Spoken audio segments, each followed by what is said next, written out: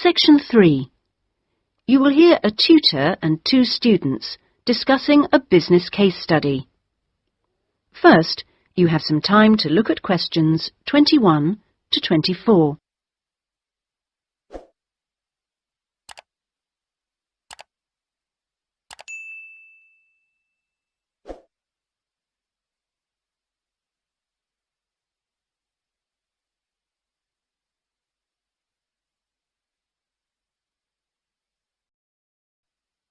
Now listen carefully and answer questions 21 to 24. Right, Jason and Karen. Now, I asked you to look at the case study for Box Telecom as part of your exam assessment. It's interesting because they're in the middle of problems at the moment, and I want you to track how they deal with them. Let's start with you, Karen. Having read through the case study, can you just summarise what the problems were that Box Telecom had to take on board? Well, of course, what first came to their attention was that despite a new advertising campaign, they were suffering from falling sales, and this is something that had many causes.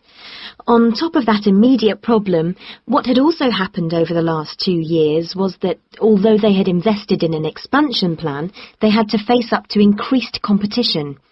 And before they had a chance to get to grips with the effects of that, they were stalled by a strike, and it was just when they were thinking about making a colossal investment in new machinery for their plants. So they were really in trouble. Yes, I think that's fair. And, Jason, now you contacted the company, didn't you? What did the company define as the reasons for these problems? Well, I think they've hit on the right things. It would be easy to say they had invested too heavily or at the wrong time, but in fact the signs were good, and what they were set back by was high interest rates. At the same time, their longer-term problems, which were affecting their market share, were eventually credited to poor training, and having looked at the details in their last report, I think that's right.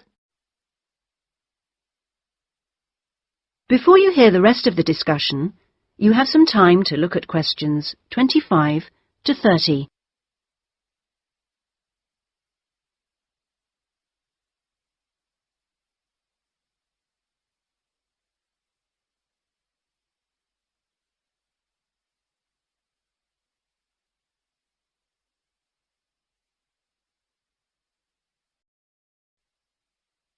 Now listen and answer questions 25 to 30.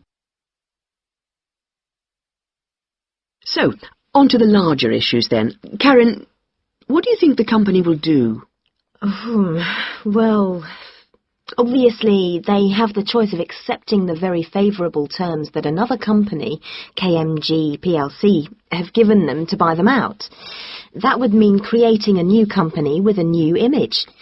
Or they could decide on a bolder move and offer some new shares if they wanted.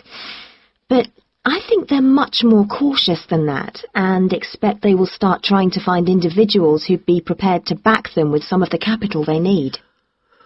Well, you mustn't always assume that dramatic problems require dramatic solutions. Sometimes there's a simple fix, such as changing the guy at the top. If they truly are cautious, then I suspect they will seek to shut down some of their shops. But a more ambitious approach, and one which I think would have more chance of success, would be to alter how they're running things, the management layers and the processes. So, in your analysis, try to think of all the options. Jason? Yes, it's interesting because I found it a really useful company to study. Its problems cross all types of industries, and it's lucky it's so big. A smaller or even medium-sized company would have gone under by now. Ah, well, in fact, what I want you two to do is to go away when we've finished our discussion today and write a report. We've looked in general at the telecommunications market in the UK over the last few sessions, and I want you to take Box Telecom as an example and suggest some ways in which they might overcome their problems, and outline the reasons why you think as you do. But try and keep it intrinsic to the company rather than dragging in other examples. Is that okay, Karen? Yes, I think I can do that. Personally, I've got great hopes for it. I think it will recover. That advertising campaign they did was very strong, and they're very innovative with their products. They set new trends. The company's got to recover, don't you think, Jason? I'm not sure. I think it can, but it's not a foregone conclusion unless they manage to attract the right level of investment. The company definitely needs a boost, and to attract more highly skilled workers if their recovery is to be long-lasting. When I was talking to the marketing manager, he said to me that he thinks the company had got a great management team. But he would say that, wouldn't he? But they are suffering from having to work with outdated production machinery, and that could cost a lot to put right. Well, personally, I think the stock market is to blame. I think they were expecting too much of the company, and then inevitably it looked bad when it didn't perform. The market should have had more realistic expectations. And I disagree with you about the advertising campaign, Karen. That's where they could do with some innovation to get sales kick-started. Anyway, let's see what you come up with those. That is the end of section 3. You now have half a minute to check your answers.